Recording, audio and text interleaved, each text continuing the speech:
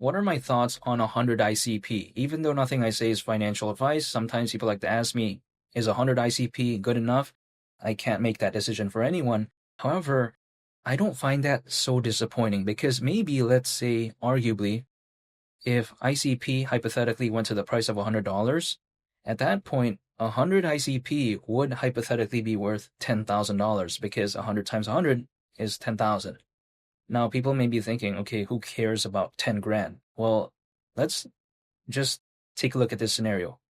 Personally, for me, if let's say out of that 10 grand, I allocated 50% of that for the next cycle. So again, I put 5 grand for the next cycle.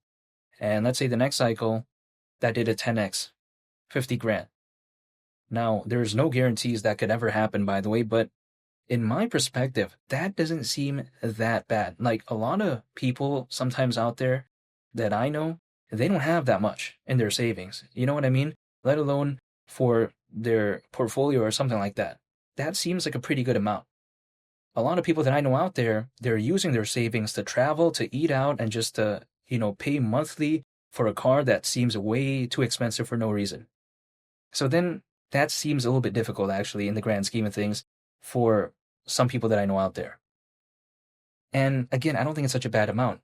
And people like to say, oh, who cares? Because $100 is around a 19x from here. Take a look at this microcap and all this type of stuff.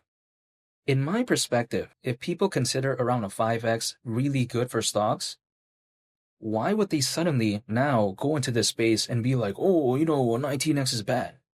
I just don't get that, because if that is good for stocks, why would it not be that good in this case? Because for me, hypothetical upside at the end of the day is hypothetical upside. It doesn't matter if it's coming from the S&P 500 or let's say something like stocks or even this space.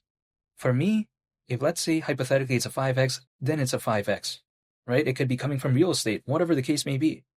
But then of course, I just kind of find stocks a little bit boring and whatnot, and I don't want to get into the S&P 500. But even besides that point, this is why when it comes to this space, I don't get why suddenly 5x is bad and why suddenly around a 19x to some people may seem kind of bad. This is not something that I would find bad, but again, it's going to be different on a case-by-case basis. I cannot make a decision for anyone. Now, let's say ICP hypothetically were to go to the price of $100. Considering current circulating supply, market cap at that point would be around $53.5 billion. Now, we got to think about this.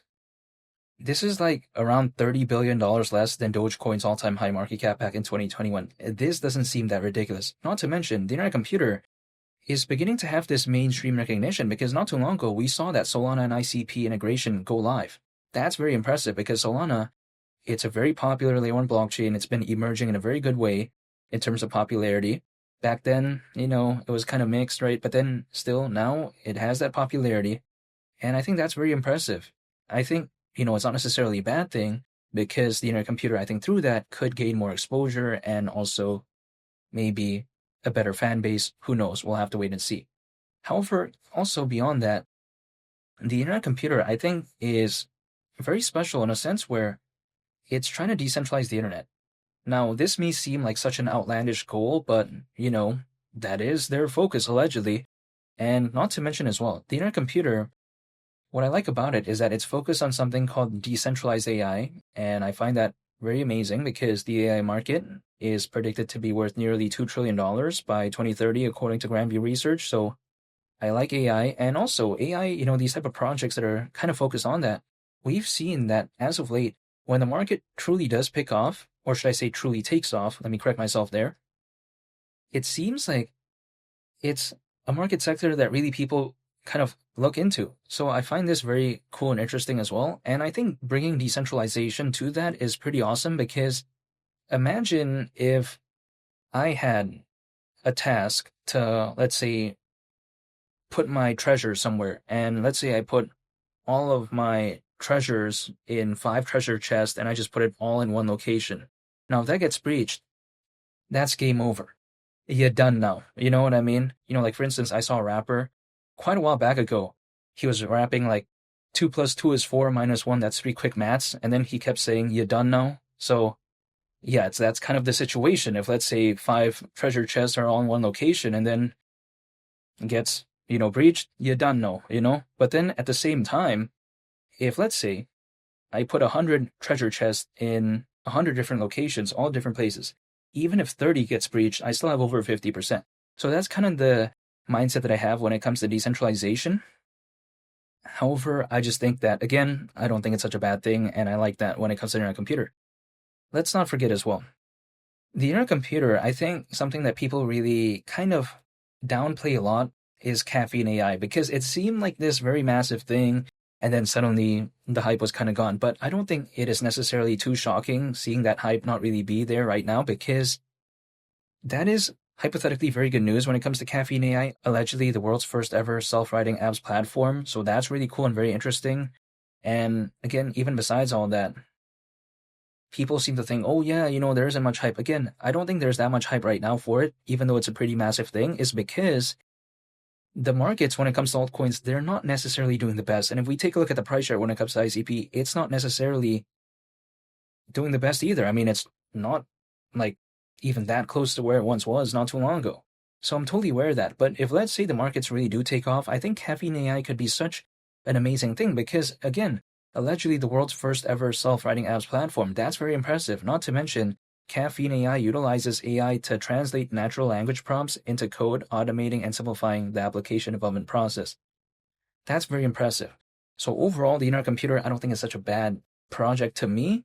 I think it's very interesting. I think it's very cool. And also, allegedly, the average cost per instruction on the internet computer is over 40 million times less expensive than Ethereum.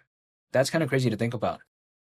Now, of course, Ethereum has these layer 2s to kind of help it, I would suppose, because Ethereum does have, these sky-high gas fees. It's arguably not even scalable issues, which I don't think the internet computer sees. But even besides that, Ethereum has these layer 2s to kind of remedy all that, I would say, arguably, and kind of fix it, and then at the same time allow it for it to be enjoyed. However, at the same time, as a standalone project, I think the internet computer is fundamentally, I think, more sound or more, I would say, better, I would say, in my perspective, arguably than something like Ethereum in my mind, because I just like the fundamentals. Now, granted, the internet computer is never going to gain the fans or the hype or the attention of Ethereum, but when it comes to the fundamentals, I think it just can't be denied that arguably it is pretty, I think, revolutionary when compared to that, at least in my perspective.